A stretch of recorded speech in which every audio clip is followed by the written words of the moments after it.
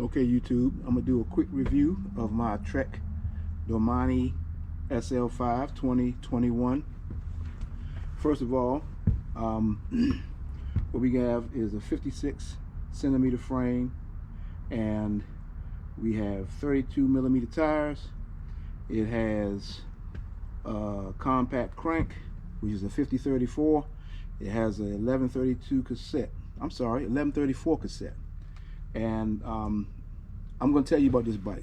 Okay, this bike is nothing short of a phenomenal ride. Okay, this is the most comfortable bike I think I've ever ridden. And I've ridden a few bikes, but this one is by far the most comfortable, partly due to this ISO speed decoupler right here and an ISO speed decoupler right here in the front. Now, what Trek has done is they have figured out that comfort, speed, and also reliability. And people always say, what do you mean reliability? I'm gonna tell you what I mean by that. See these big tires right here? These are 32 mils. They rarely go flat on me. Okay, I have a ALR5 of 2018, and it has these same tires on it. And I'm gonna tell you, I've had that bike since 2018, and in those years I've only had 2 flats since 2018. Now, what Trek has figured out is to make this bike more comfortable and more compliant. They have figured out that the ISO speed decouplers, along with the tire size and the carbon frame, in which the carbon frame absorbs a lot of the road. It gives you a lot of it dampens the road a lot, which makes you want to ride longer. I took this bike on a 26-mile ride once, and when I first got it, I rode it 26 miles, and it felt like I had rode about maybe 10 miles or so. So if you're looking for a bike that's comfortable and you can stay in the saddle all day long, this is the bike. Because this SL5 is the bike that is going to make you more comfortable. It's going to make you ride longer, so you can get in better shape, you know, while you're riding. It's a little dirty because I've been riding it. Also, they have this storage right here where you can put your tubes. It's a little storage in this here. I got a little plastic baggie in there with some stuff in it. You can put your tube in there, your park tool, and you know, whatever other essentials that you need. It's not a real big storage area, but it's a little small storage area, and that frees up your seat post, so you don't have to have a bag back there. You can actually put another light on the back if you want to. They have an integrated light that fits right up in this area right here, but I chose this one because it was on my other bike and it was easy to just change over.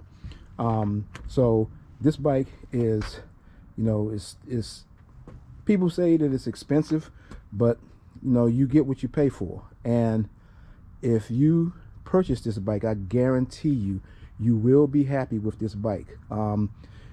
It's an endurance bike, but it's also, if you look at it, it has the race geometry of the higher model SLs. So it has the same geometry, but it's just a little different in components and stuff like that. So that's the difference between the bikes, is the components.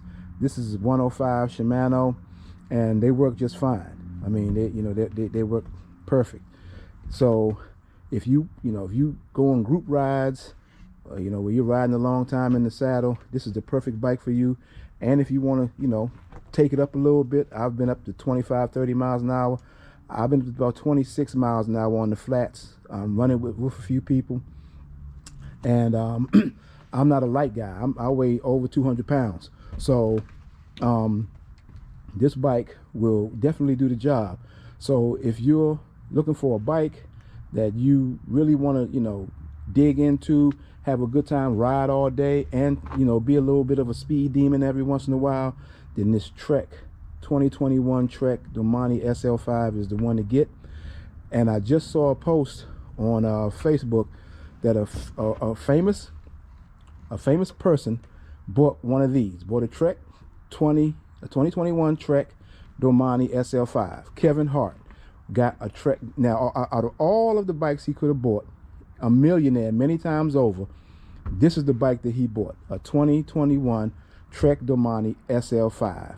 So I'm saying all of that to say, if it's good enough for him, it must be something to it, because he's a millionaire. He could have bought any bike that he wanted. He could have bought a $10,000, $50,000 bike, a $30,000 bike, whatever he wanted. But he chose to buy the Trek Domane SL5, and it's a testament to what this bike really can do and what it's about. The quality of the bike.